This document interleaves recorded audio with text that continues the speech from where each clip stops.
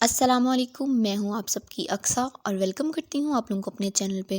اگر میری سٹوریز آپ لوگوں کو اچھی لگ رہی ہیں تو چینل کو سبسکرائب اور ویڈیو کو لائک لازمی کر دیا کریں، شکریہ۔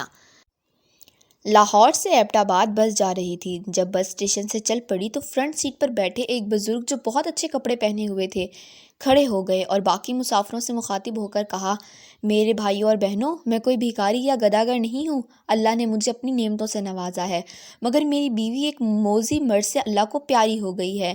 میں درآمدات اور برآمدات کا کام کرتا ہوں۔ میرا تیار شدہ سارا مال کچھ دن پہلے جل کر خاکستر ہو گیا، اور پھر کچھ عرصے بعد مجھے دل کا دورہ پڑ گیا۔ جب رشتہ داروں کو بھی محسوس ہوا کہ میرے برے دن شروع ہو گئے ہیں تو انہوں نے ہم سے تعلق منقطع کر لیا۔ ڈاکٹروں نے میرے بچنے کی ضمانت کم دی ہے۔ یہ میری جوان بیٹی ہے، اس کا کوئی وارث نہیں ہے۔ کوئی اس کے دامن اور عصمت کو تار تار نہ کر دے، یہی غم زیادہ کھایا جاتا ہے۔ بس کی پچھلی سیٹ سے ایک آدمی کھڑا ہوا اور کہنے لگا، میرے 2 بیٹے ہیں، ایک ڈاکٹر ہے اور اس کی شادی ہو چکی ہے، اور دوسرا یہ جو اس آدمی کے آگے بیٹھا ہے یہ انجینئر ہے، اس کے لیے لڑکی کی تلاش ہے۔ میں ان بزرگ سے درخواست کرتا ہوں کہ وہ اپنی بیٹی کا نکاح میرے بیٹے سے کر دیں۔ میں ان سے وعدہ کرتا ہوں کہ اس بچی کو کبھی باپ کی کمی محسوس نہیں ہونے دوں گا۔ لڑکا کھڑا ہو گیا اور کہا، مجھے رشتہ منظور ہے۔ بس میں ایک مولوی صاحب بیٹھے تھے، وہ کھڑے ہوئے اور کہنے لگے، یہ سفر بہت مبارک سفر ہے۔ نکاح جیسا مقدس عمل ہو جائے وہ بھی سفر میں، اس سے اچھی اور کیا بات ہوگی۔ اگر سب کو اعتراض نہ ہو تو میں نکاح پڑھا دوں۔ بس میں موجود سب لوگ کہنے لگے، ماشاءاللہ ماشاءاللہ، الحمدللہ الحمدللہ، وغیرہ وغیرہ۔ مولوی صاحب نے نکاح پڑھا دیا۔ ایک اور صاحب کھڑے ہو گئے اور کہنے لگے، میں چھٹی پر گھر جا رہا تھا اپنے گھر والوں کے لیے لڈو لے کر، مگر اس مبارک عمل کو دیکھ کر سمجھتا ہوں کہ لڈو یہیں تقسیم کر دیے جائیں۔